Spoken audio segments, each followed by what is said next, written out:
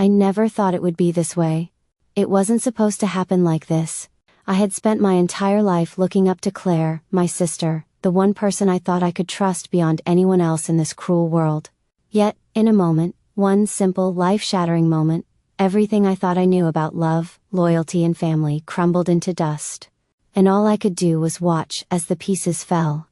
The world outside my window was a blur of moving lights, cars speeding through the rain-soaked streets, the city buzzing with life as if nothing had changed. But everything had changed. Everything. The phone call had been the spark. The one that ignited the fire. "Lena, I have to tell you something." Claire's voice on the other end of the line was strained, tight with anxiety. I didn't know it then. But those words would be the beginning of the end. "Claire? What's wrong?" I had asked, my heart skipping. She was never this serious. Her usual confidence, her always perfect smile, it was gone. I've been seeing someone," she hesitated. My stomach twisted. She was always so open about her life, her loves. Why was she hiding this from me? "Who?" I demanded. A cold knot settling in my chest. And then the words that I would replay 1,000 times in my head for days to come. "James. Your James. The one you've been with for 2 years." I froze. Time stopped. A storm erupted inside me, drowning out everything else. My breath caught in my throat, and I could barely hear her pleading on the other side of the phone. James. The man I had loved. The man I had given everything to. The one who had promised me forever. And now, my sister had taken him from me.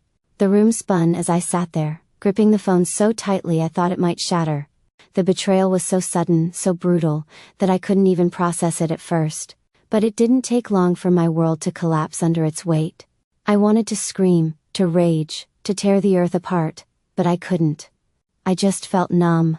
It didn't matter that Claire was crying, begging for forgiveness. What was there to forgive?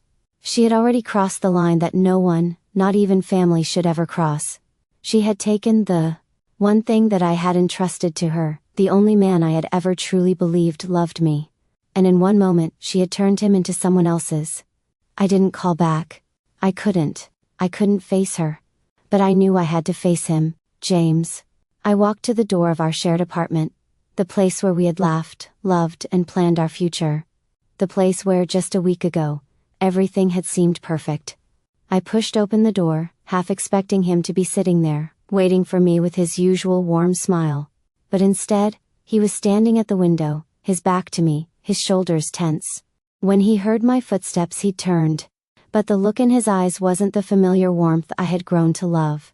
No, this time, his gaze was guarded, uncertain. His face, once so full of life and promise, was now cold, distant.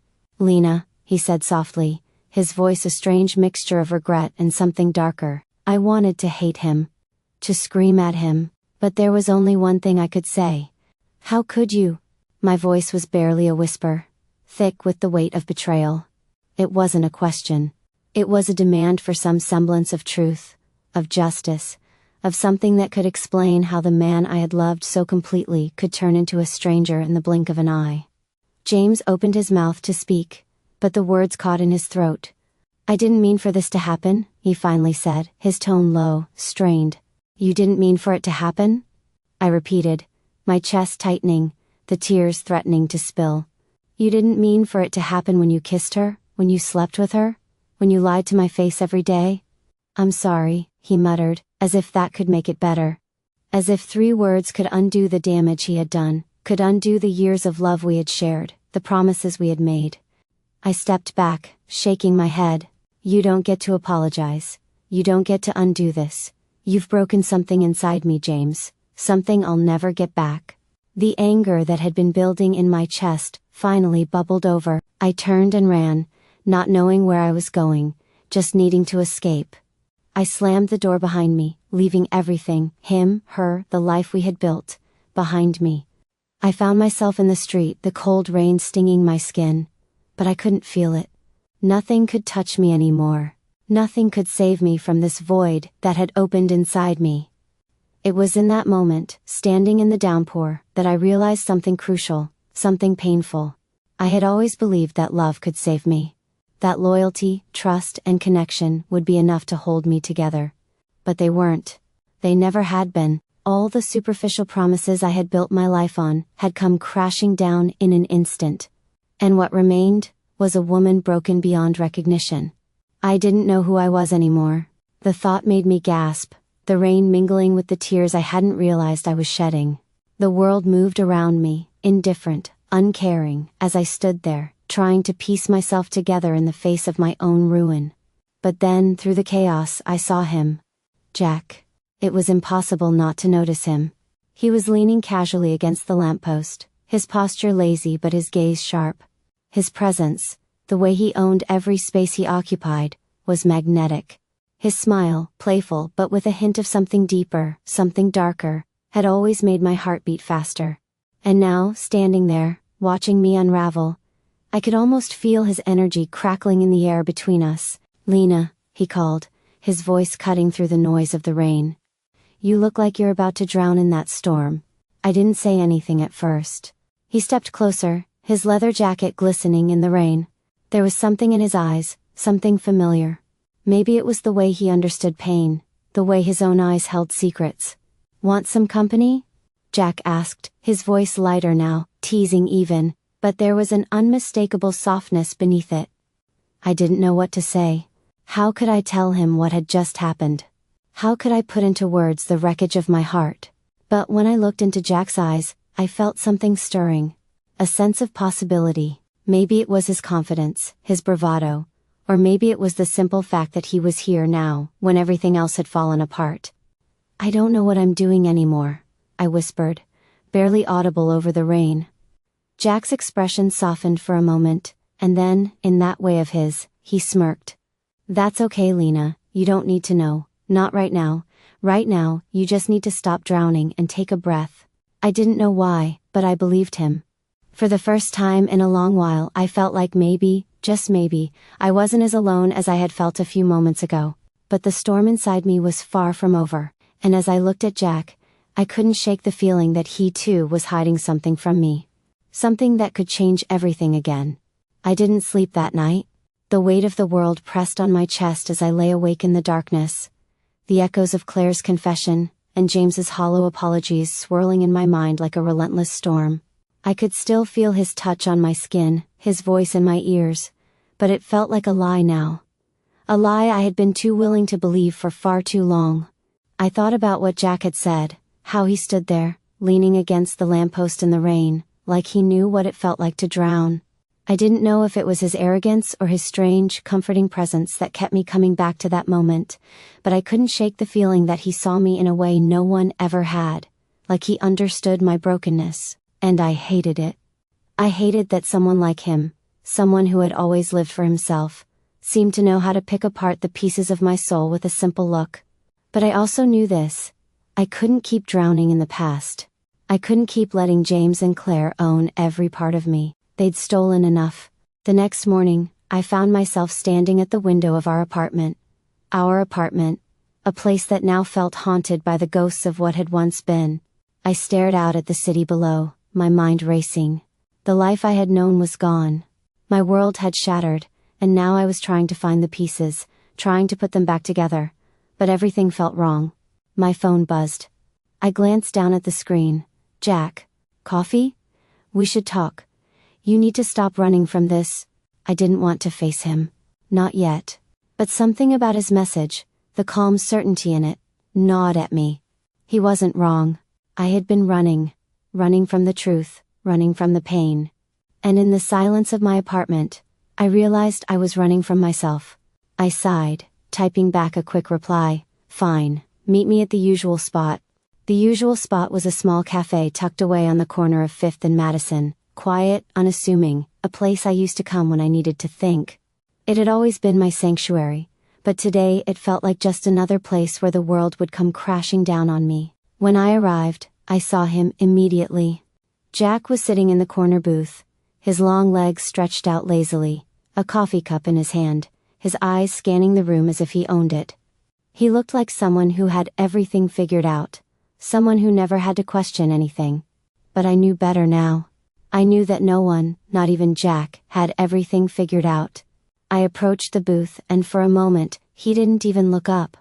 But then, as I slid into the seat across from him, he set the coffee cup down and finally met my gaze. His eyes were darker than I remembered, something shadowed behind them that I couldn't quite place. "So," he said, his voice casual, but I could feel the weight of something unspoken between us. "How are we feeling today, Lena? Better, or still drowning?" I hated how he knew. Hated that he saw through the cracks I thought I'd hidden. But I couldn't lie to him. Not now. "I don't know," I admitted, my voice cracking despite myself. "I feel like a part of me is missing. Like I'm not even the person I used to be." Jack leaned back in the booth, studying me with a look that was both knowing and distant. "You never really were the person you thought you were, Lena. You're not a victim, no matter how much you want to tell yourself that. The world didn't break you, they did." He said it so simply, so matter-of-fact, like he knew the exact truth of my pain. Like he understood something I didn't want to face. "It's hard not to feel like a victim when they've taken everything from me," I shot back, the words leaving my mouth before I could stop them. My hands shook as I gripped the edge of the table, trying to steady myself. "Claire? She was my sister, Jack, my family, and James? He was supposed to be my forever. They betrayed me. How am I supposed to not feel like a victim?" Jack's eyes softened, but only for a moment. Then the cold mask returned, the one that made him seem like someone who couldn't be touched by anything or anyone. "Because Lena," he said, leaning forward, "you have more power than you realize. You can let them take everything from you. Or you can take it all back." I stared at him, confused. "How do I take it back? How do I get what's mine again?" Jack's lips curled into a smile. But it was laced with something dark, something dangerous. "You stop playing by their rules. You stop being the good little girl, the one who plays it safe. You stop giving them your heart and your trust and your love. And you take control of the only thing you can, the future." His words hit me like a thunderclap, and for a moment, I didn't know how to respond. I wanted to lash out at him, to scream that it wasn't that simple, that nothing was that simple. But deep down, something stirred inside me. Maybe he was right. Maybe, in order to survive this, I would have to become someone else.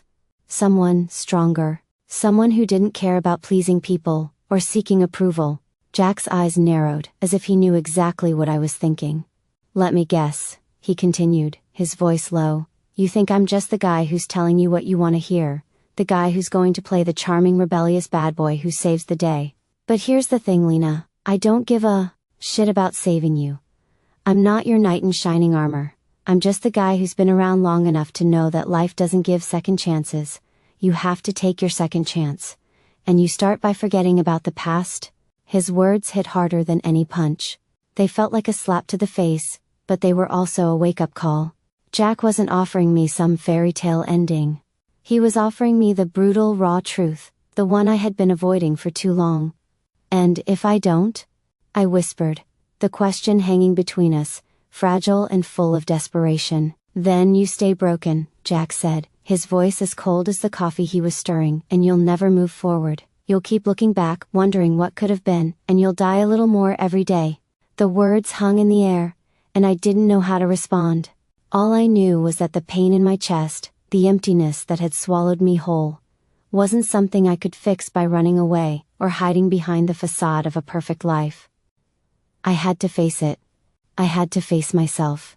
I looked up at Jack then, the weight of everything crashing down on me. There was no easy way out, no simple fix.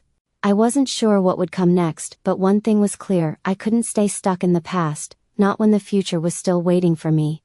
Jack smiled, like he'd won some invisible battle, but I knew that was just the beginning. The fight had only just started, and it was one I was going to have to fight alone. The days that followed felt like I was drifting on a vast, endless sea. Each moment was a new wave, sometimes gentle, sometimes crashing, but always pulling me further into the unknown. Jack's words rang in my ears constantly: "You have more power than you realize." As much as I hated it, part of me couldn't deny that he had a point. The power had always been mine, hadn't it? It was just buried under the weight of years of trust, love, and sacrifice.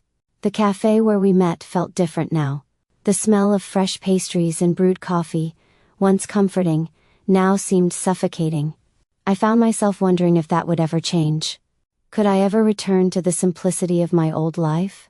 I didn't know. But one thing was certain, I wasn't going to let them, Claire and James, hold me hostage anymore. Not when the world was so much bigger than the walls they had built around me. I was done being their victim. I spent the next few days walking the streets of the city, not knowing exactly what I was looking for, but knowing I had to keep moving forward. The past was a shadow, haunting me, waiting to drag me back down. I had to outpace it, outrun it, or it would swallow me whole. I didn't see Jack for a while after our conversation in the cafe. It was like he had vanished back into his world of privilege and ease, leaving me to face the mess he'd nudged me into, but his presence still lingered, like an imprint in the air, leaving me restless, hungry for something I couldn't quite name. But then, on the third night, he appeared again. I was sitting alone in the small, dimly lit bar I frequented, when the door opened, and the cold night air rushed in with him. Jack's figure cut through the shadows like he always did, unapologetically, confidently, like the world was made to bend around him. I hated how easily he made everything feel simple. He caught my gaze across the room, his lips curling into that familiar, too knowing smile. The air between us crackled with a strange energy, and I could feel the tension, thick as smoke, settling around us. I didn't want to talk to him, not tonight. But when he walked over, his footsteps certain and unhurried, I couldn't turn away. "You've been avoiding me," Jack said, his voice low, almost teasing, but there was something in his eyes, something darker, that made my pulse quicken. "I haven't been avoiding you," I snapped, trying to mask the tremor in my voice. "I've just been trying to get my life together." "Is that what you're calling it?" His eyebrow quirked in that infuriating way. "Running away isn't exactly getting your life together, Lena. But then again, you never really did like facing the truth, did you?" His words hit like a slap. The truth. My truth. I opened my mouth to retort, but the words stuck in my throat. He wasn't wrong. I had spent years pretending that everything was fine, pretending that I could live in a perfect little world with Claire and James, where nothing ever threatened to break the surface. But it had all shattered, hadn't it? All my illusions. All the comfort I had built my life on. "Stop," I finally said, my voice trembling with anger, and something else. Something I didn't want to admit. "You don't know anything about me. You don't know what it's like to have everything you believe in ripped apart." Jack leaned in, his gaze sharp and unyielding, and for a moment the world seemed to narrow until there was only him and me. "Oh, I know more than you think," he said, his voice barely above a whisper. "I know what it's like to trust someone, to love someone, and have them betray you. To give everything you have and watch it all crumble because you believed in the wrong person." I stared at him, the words sinking in like stones. Jack's face, so composed, so confident, now held something I hadn't expected: vulnerability. For a split second his mask slipped, and in that fleeting moment, I saw something that mirrored my own pain. I thought I had been the only one broken, but maybe I was wrong. "Jack," I whispered, my voice barely audible. "What are you trying to say?" He didn't answer immediately. Instead, he reached for the glass in front of me, swirling the amber liquid inside, with a casual ease, his eyes never leaving mine. "I'm saying that you can't run forever, Lena. You can't keep pretending like you're fine when you're not. You think I don't see through the facade? You think I don't know what you're really hiding?" I wanted to protest, to tell him to leave me alone, to remind him that he wasn't the only one with scars. But somehow, his words kept echoing in my head. "You can't run forever." I had spent my whole life running from my pain, from my past, from the truth. And now, with Jack standing here, offering me something more than just words, something I couldn't quite define, I realized that maybe I didn't have to run anymore. Maybe, for once, I could stand still.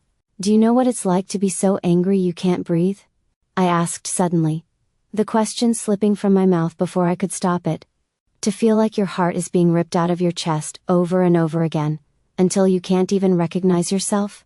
Jack's gaze softened, his lips pressing into a thin line. "Yeah. I know what that feels like."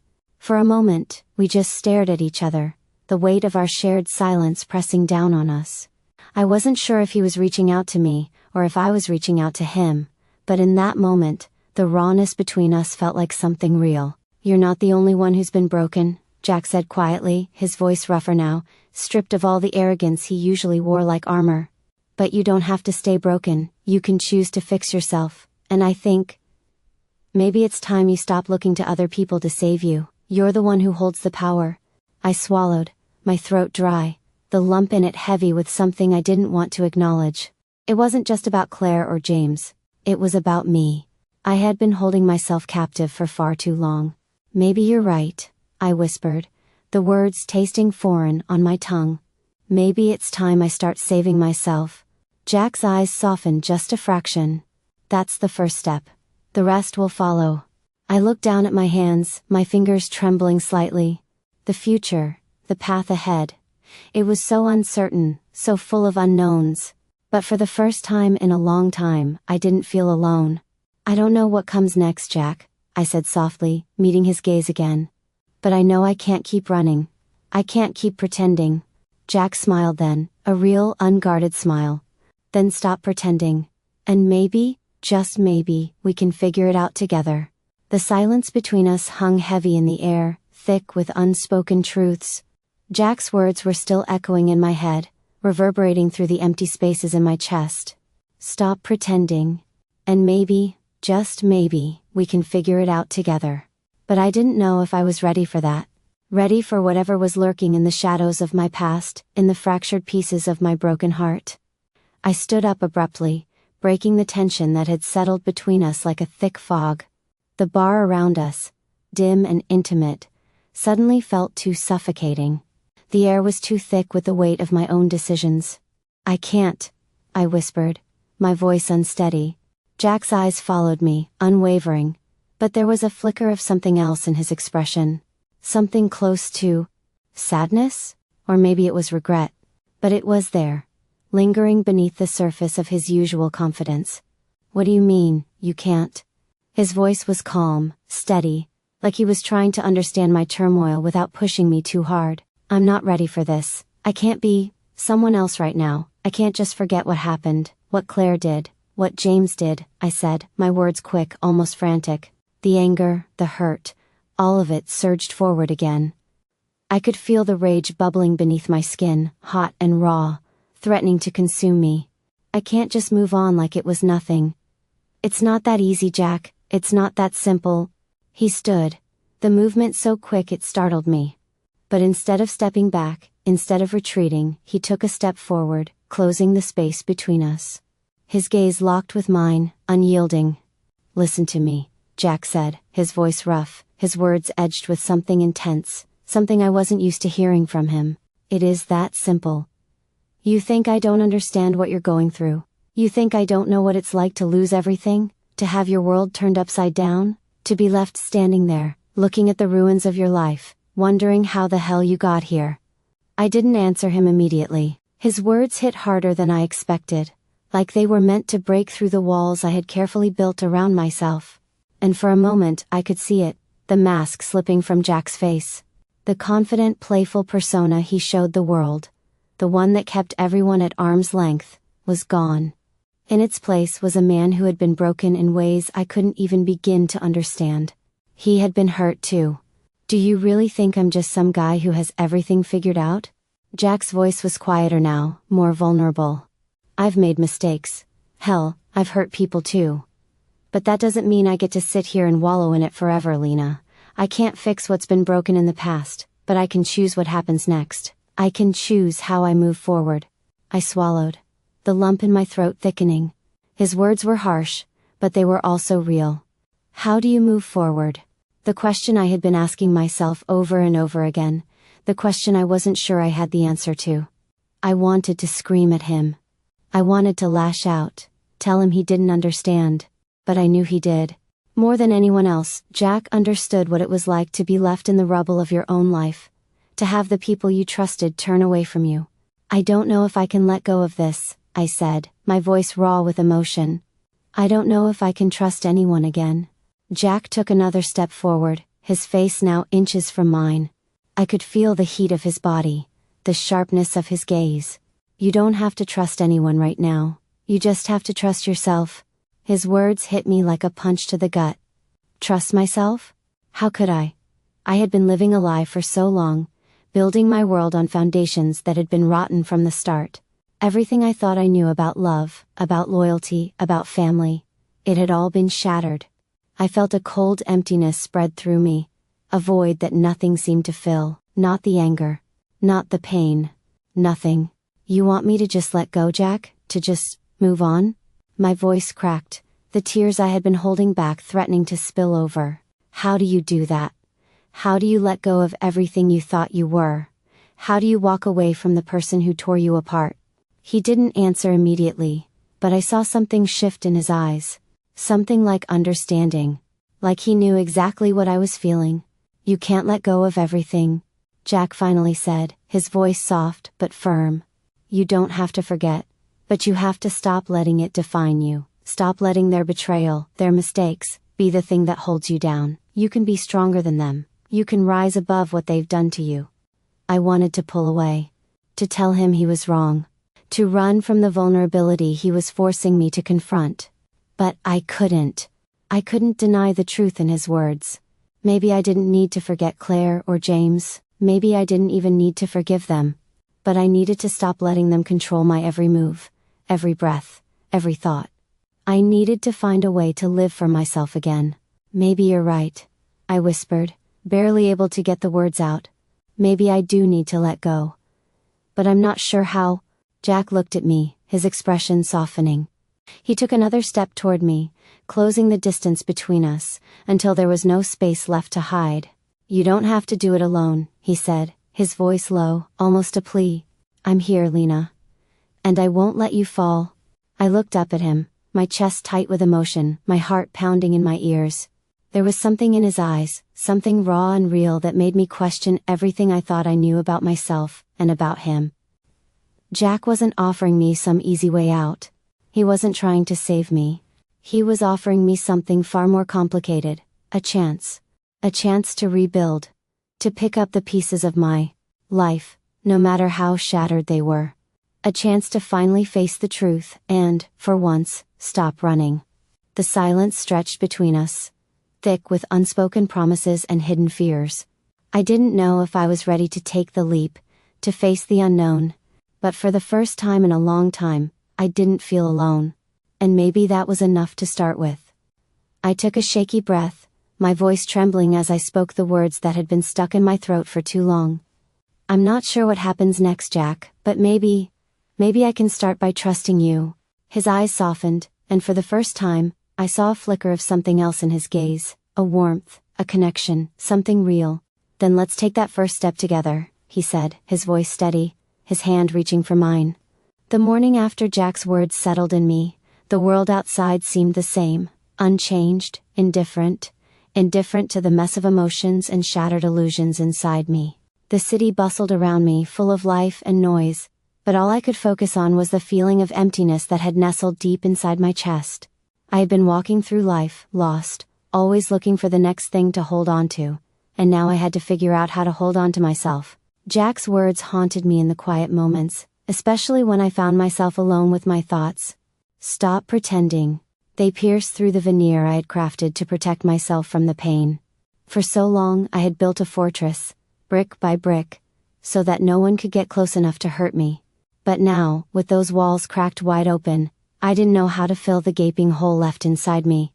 The next few days passed in a blur of confusion and regret, and yet, somehow, I felt a shift. I wasn't sure if it was Jack's presence, or just the sheer weight of my own realization, but I felt the need to rebuild. Slowly, one piece at a time. But rebuilding didn't come easy. The moment I thought I was moving forward, I was pulled back into the past, like quicksand dragging me under. I spent the morning at the small apartment I had once shared with James, staring at the photographs on the wall. I hated how much I missed him. Hated how much I had trusted him.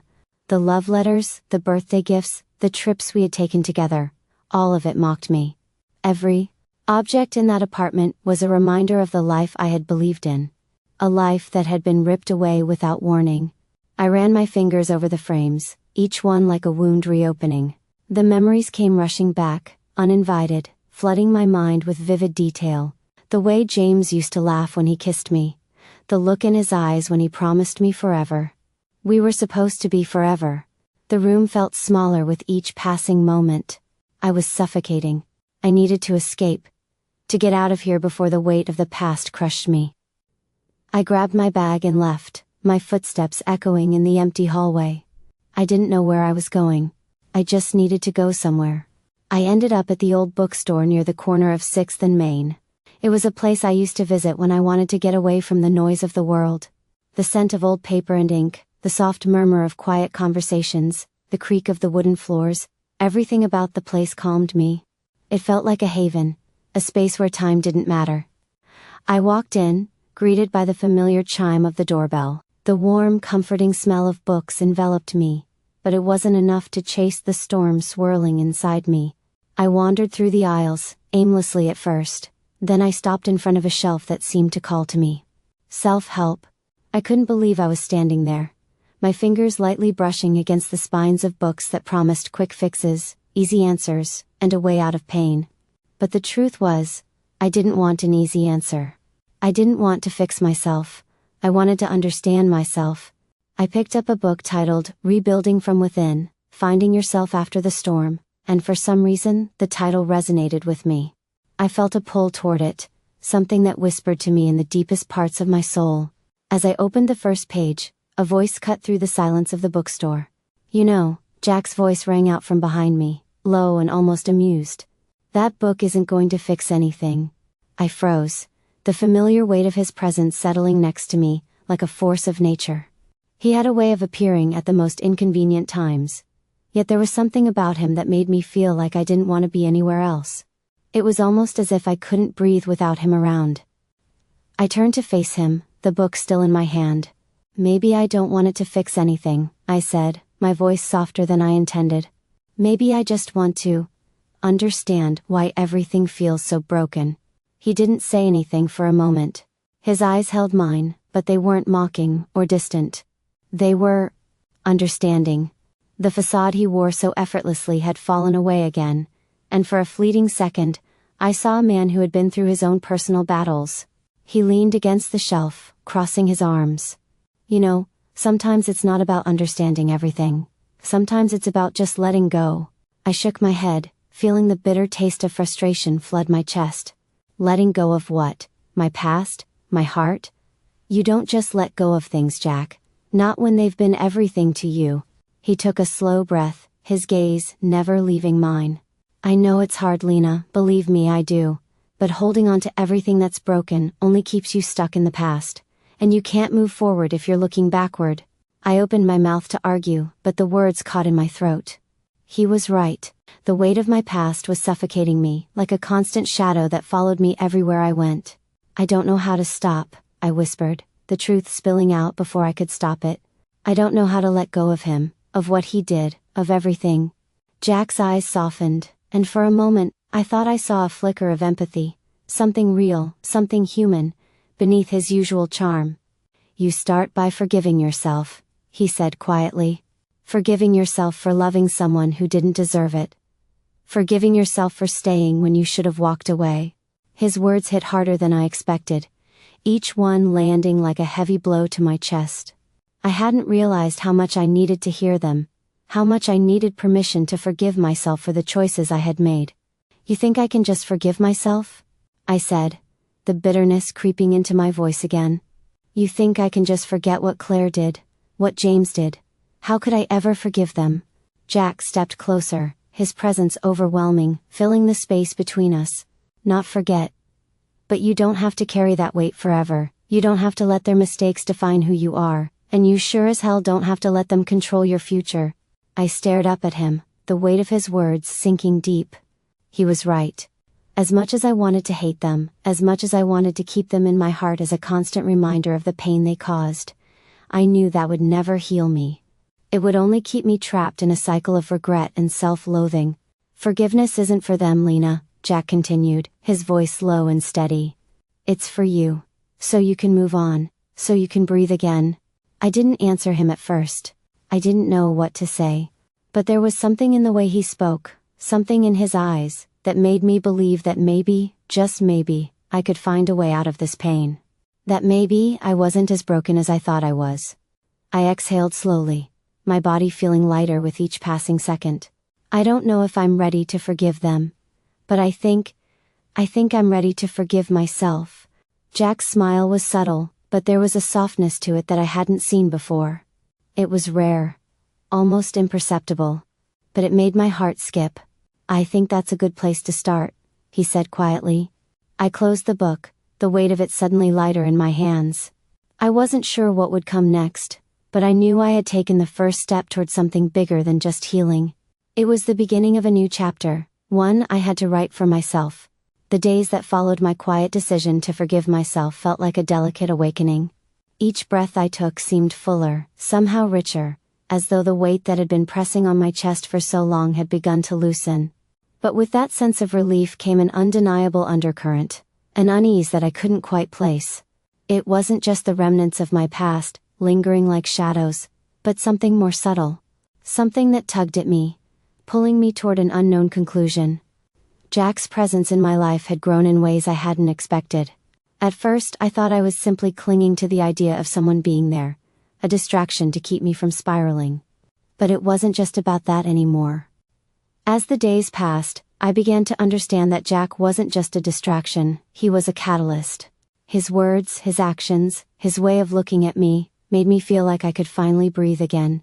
But still, every moment spent with him left me wondering, was this just an infatuation, a brief escape from the pain? Or was there something more? The evenings we spent together were always the same, always filled with a strange mixture of comfort and confusion. Jack never pushed me, never asked more of me than I was ready to give. But still, I could feel him watching, studying me in ways that felt too intense. It was like he knew I was breaking, piece by piece, and he was waiting for the moment I would finally crack and let him in, but I wasn't ready. Not yet. One rainy Thursday afternoon, as the city outside was shrouded in mist, I found myself standing in front of the door to my old apartment. The one that used to belong to James and me. The place where everything had fallen apart. I didn't want to go back inside. I didn't want to relive the memories of what used to be. But I had to. I had to reclaim that space. The door creaked as I opened it, the scent of old wood and dust filling my nostrils. The apartment felt cold, distant, as though the walls themselves had witnessed the unraveling of my life. Everything was exactly how I had left it, too clean, too perfect, a haunting mirror of the life I had built for myself. I stepped inside, my fingers trailing over the furniture, touching the spots that James and I had once filled with laughter. The kitchen counter, the living room couch, the bedroom door. I couldn't stop the flood of memories. We were supposed to be happy. I had once believed that love would keep us safe from the world's chaos, that it would make everything okay. But I had been wrong. I stood still, taking in the silence of the place, my heart pounding in my chest. I didn't know how long I stood there, just breathing, letting the past wash over me. But eventually, something inside me snapped. Something primal. I didn't need this place anymore. I didn't need the constant reminder of what had been. With trembling hands, I began to pick up the framed photos of James and me. They had once felt like treasures, like proof of our love. But now, they felt like chains, dragging me back into a life I was trying to leave behind. I threw them on the floor, one by one, the glass shattering with a satisfying crash. Each piece of broken glass mirrored the broken pieces of my soul. I wasn't just destroying objects, I was destroying everything that had tied me to a past that no longer served me. The room felt different now. The air was thick with the remnants of my anger, my frustration, but it also felt lighter. Like I had just taken the first step toward freeing myself. Suddenly, I heard a voice behind me, low and sharp, cutting through the haze of my thoughts. "You're really going to destroy it all, aren't you?" I spun around, my heart leaping into my throat. There, standing in the doorway, was Jack. His eyes, usually filled with playful confidence, were now focused, intense, almost like a hunter who had finally cornered his prey. He stepped inside slowly, almost cautiously, like he was afraid to break the fragile moment. "I didn't expect you to be here," I said, my voice shaky. I hadn't planned for him to see this. I hadn't planned for anyone to witness the unraveling of my life, let alone the one person who seemed to hold the key to the future I didn't even know I wanted. "Did you expect me to stay away?" Jack's voice was almost a whisper as he looked around the room. His eyes landed on the broken frames, the shattered glass scattered across the floor. "I thought you were done with this place." "I thought so too," I muttered, my breath shallow. "But it's like I can't escape it. Every corner, every inch of this apartment reminds me of everything that's gone wrong. Of what they did to me, to us." His gaze softened slightly, and for the first time since I'd met him, I saw the cracks in his armor. It wasn't just the cocky playboy standing in front of me anymore.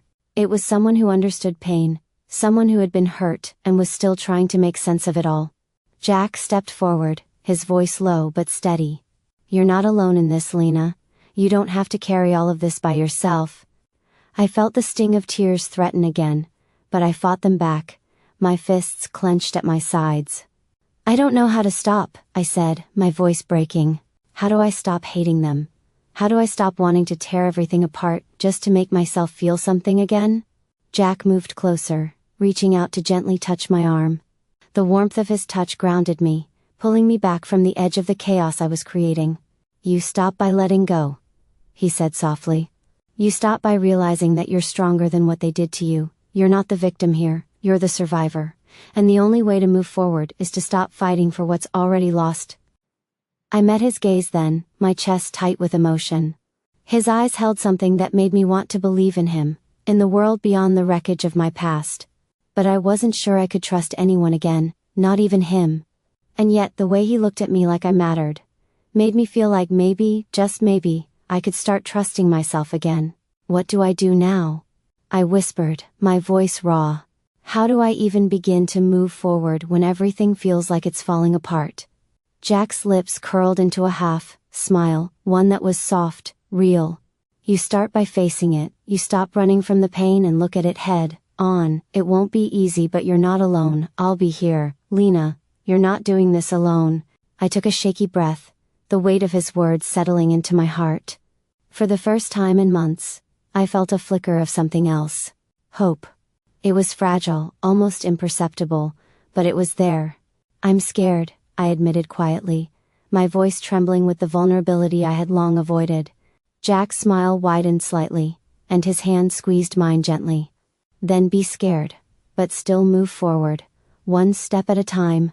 The days after that moment in the apartment were a strange blend of liberation and uncertainty. Jack's words, simple as they were, echoed through me with a force I hadn't expected. He was right, of course. I couldn't keep running. I couldn't keep fighting an enemy that no longer existed. The past was a place I had already left behind, even if the scars it left behind were still fresh. I wasn't sure when it happened, but I began to feel a shift inside myself. It was subtle at first, an awareness that I could breathe deeper, think clearer. I didn't realize how suffocated I had been until the fog began to lift. I didn't need to be perfect. I didn't need to have all the answers. I didn't even need to fix myself. I just needed to live again. To give myself permission to step forward, one moment at a time. That wasn't to say it was easy. It wasn't.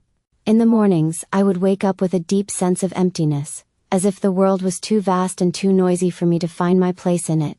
I'd stare at the ceiling for minutes, sometimes hours, wondering where I belonged. My past was always there, lurking in the background, like a shadow that never truly left. Jack seemed to sense this. Every day, he would show up, sometimes unexpectedly, sometimes planned, but always with that same confident yet vulnerable look in his eyes. He was there, not as some savior, but as someone who simply understood that healing wasn't linear. He gave me space when I needed it, but never let me slip too far back into the darkness. On the days when I felt like I was sinking, he would call. Or show up at my door, his presence demanding my attention in the quietest, most disarming way. He never pushed me, never asked me to explain myself when I wasn't ready. But in the simplest moments, I could feel the shift between us. Our connection had evolved. It was no longer just about distraction or saving each other. It was about understanding, about finding comfort in the unspoken.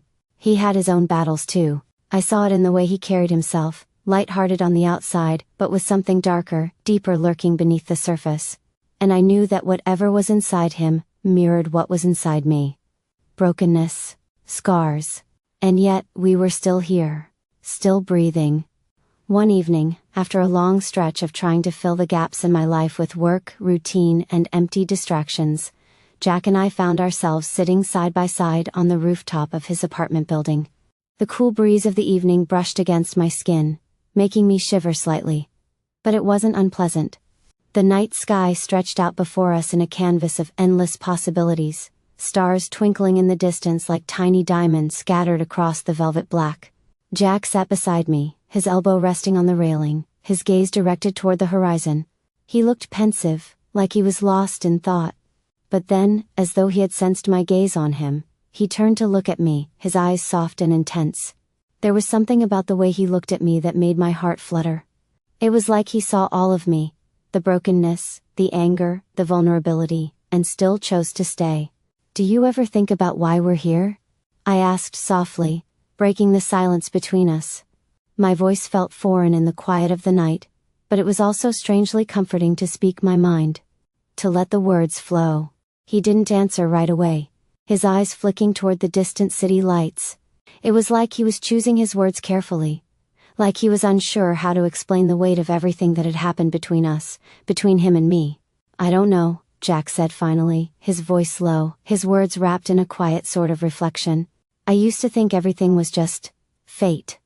That we're all bound by some kind of cosmic force, and we don't really have much say in it. But then, I started to think maybe it's all just random. Like we're all just walking through this life, stumbling through it, hoping to find something that makes it all make sense." His words struck me in a way I hadn't expected.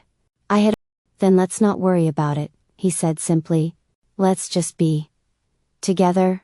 And for the first time in a long time, I felt a sense of peace wash over me, like the weight of the world had been lifted, even if just for a moment.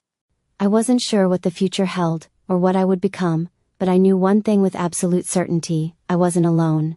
Not anymore. The days had melted into weeks, each one marked by a quiet kind of growth that felt almost imperceptible, but nonetheless real. I had learned to wake up each morning, facing the day with a sense of reluctant hope. I wasn't naive enough to think I was fixed. Healing, I was learning, wasn't about reaching some perfect destination. It was about learning to exist with the scars, the flaws, and the broken parts. And for the first time, I wasn't afraid of them anymore. Jack had become a constant in my life, more than just a shoulder to lean on, but a grounding force that helped me navigate the choppy waters of my emotions.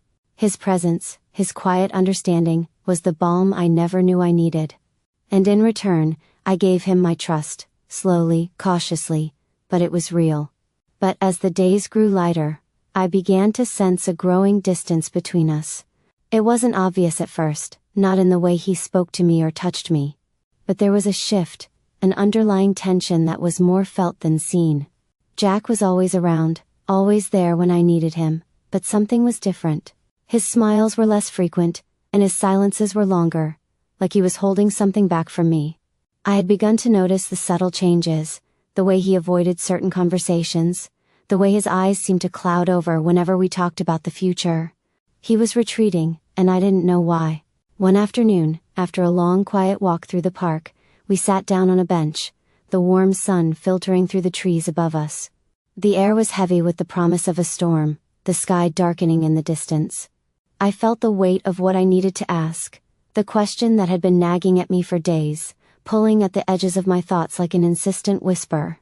"Jack," I said, my voice tight with hesitation, "what's going on? What's changed?" He turned to look at me, his expression unreadable. His jaw clenched slightly, as if he had been expecting this moment. He didn't speak at first, and the silence between us stretched, longer and more uncomfortable with each passing second. I could feel my heart racing in my chest, the air suddenly thick with a mixture of fear and uncertainty. "Lena," he finally said, his voice low and hesitant. "It's not about you. It's not about what we have. It's me." I turned to face him fully, my stomach tightening with unease. "What do you mean it's you?" Jack exhaled sharply, his eyes drifting away from me to the horizon, as if he were trying to find the right words. "I've been running from a lot of things, Lena. I told you, I get it. I've been broken too. But I've been using you as a crutch. I've been leaning on you to fix something inside me that I wasn't even ready to face." My chest tightened at his words, and I wanted to say something, to stop him, but I couldn't. The words caught in my throat. "I need to do this on my own," Jack continued, his voice cracking slightly. "I need to face my past, face what's broken inside me. And I can't do that with you holding me up. I don't want to pull you into my mess, Lena. I don't want to keep you in this limbo because that's not fair to you." The words felt like a punch to the gut. I had known something was off, but hearing it laid bare, hearing him admit it, made me feel like I was losing him all over again. The anger and the pain that I thought I had left behind flooded back to the surface, and for a moment, I was afraid of what it meant. "Are you saying you want to leave?" I asked, my voice trembling.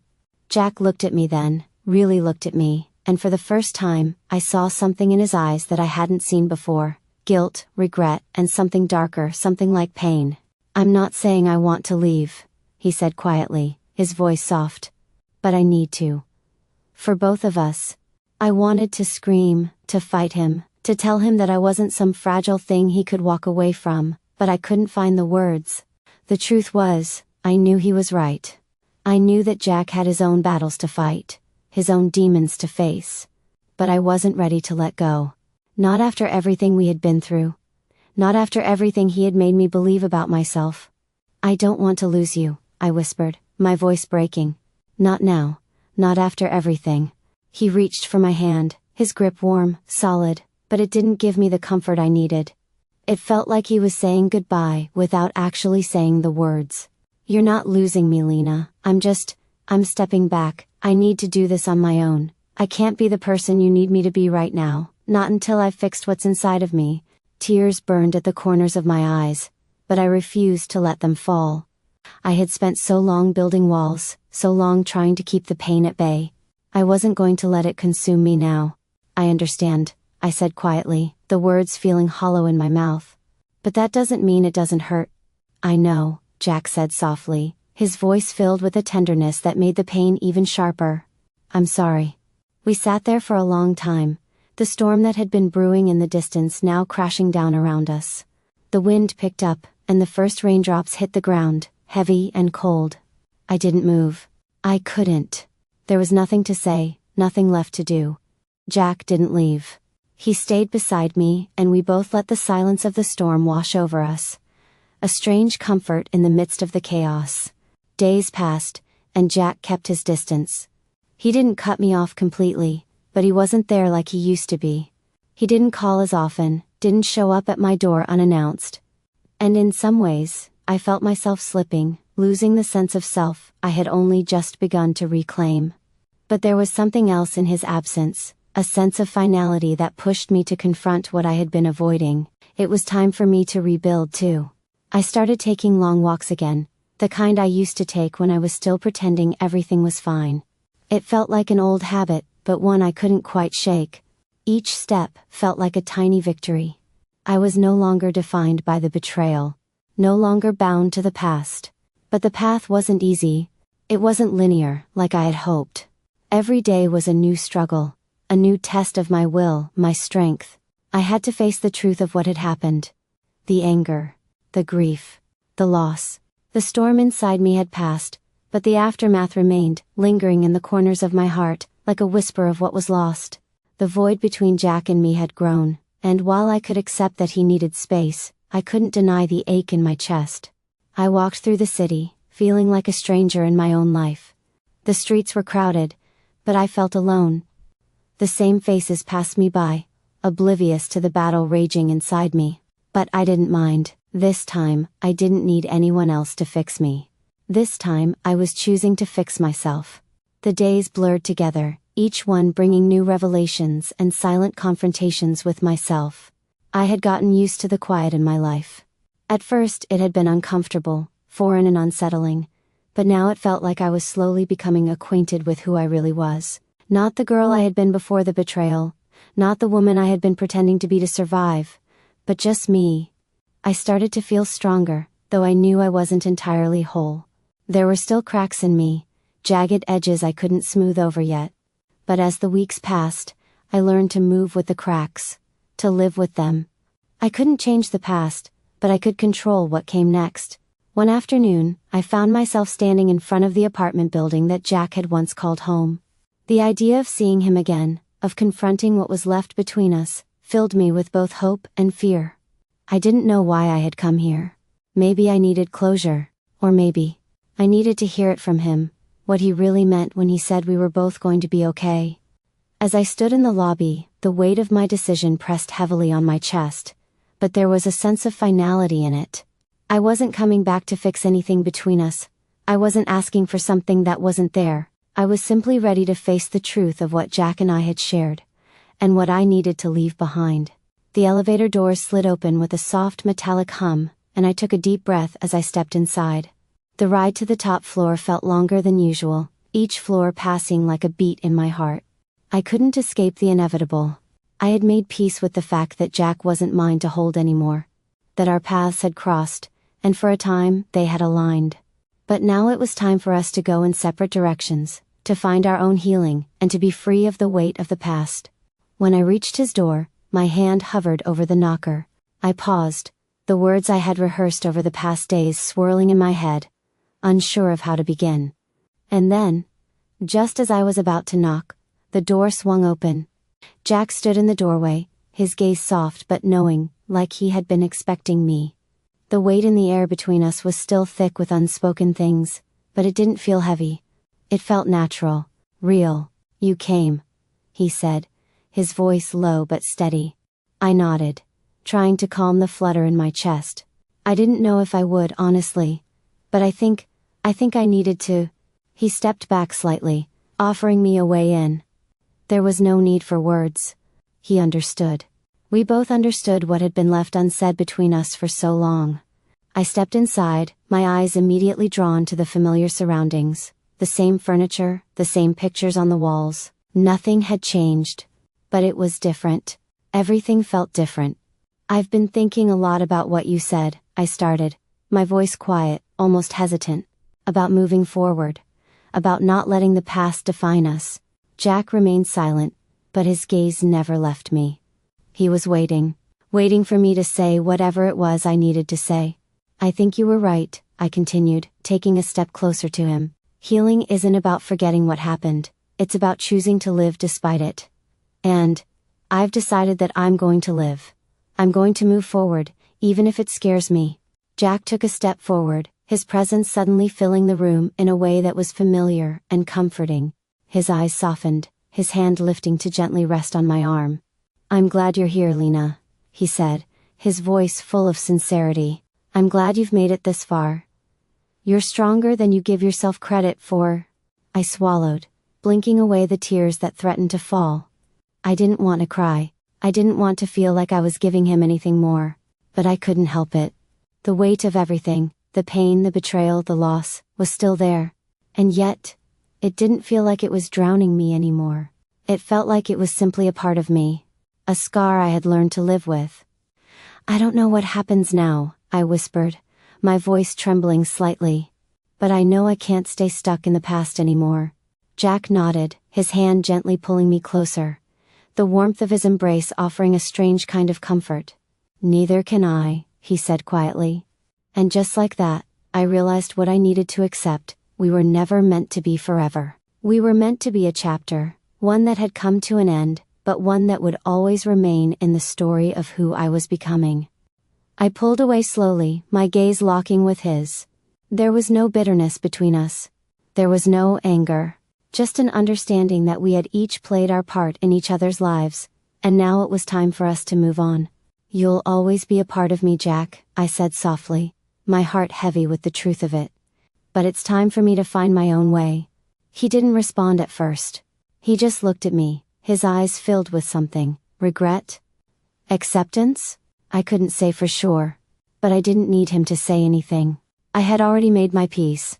"I'll always be here, Lena," Jack said, his voice a quiet promise. "No matter what." I nodded, a single tear escaping as I turned to leave. But as I stepped toward the door, I realized something I hadn't known until this moment. Letting go didn't mean forgetting. It didn't mean erasing the past, or pretending it didn't matter. It meant accepting it, owning it, and moving forward, no matter how hard it was. I walked out of his apartment, the door closing softly behind me, and as I stepped into the cool night air, I took a deep breath. For the first time in what felt like forever, I wasn't running, I wasn't hiding. I was simply living. It's strange, looking back at everything that happened. It's been months since I walked away from Jack, from the past, from the wreckage of my life. And while I'll never be the same person I was before the betrayal, I've learned to appreciate the person I've become. I've found peace, not in the absence of pain, but in the understanding that it doesn't have to define me. I've learned to embrace the parts of me that I used to hate, my flaws, my scars, my brokenness, and I've realized that they don't make me any less worthy of love, or of life. I'm not perfect. I'm still healing. But I'm no longer afraid of the process. I know I'll stumble. I know there will be days when the past will threaten to swallow me whole. But I also know that I've survived worse. And now, with every new step I take, I know I'm writing my own story. And this one, this time, will be mine to define.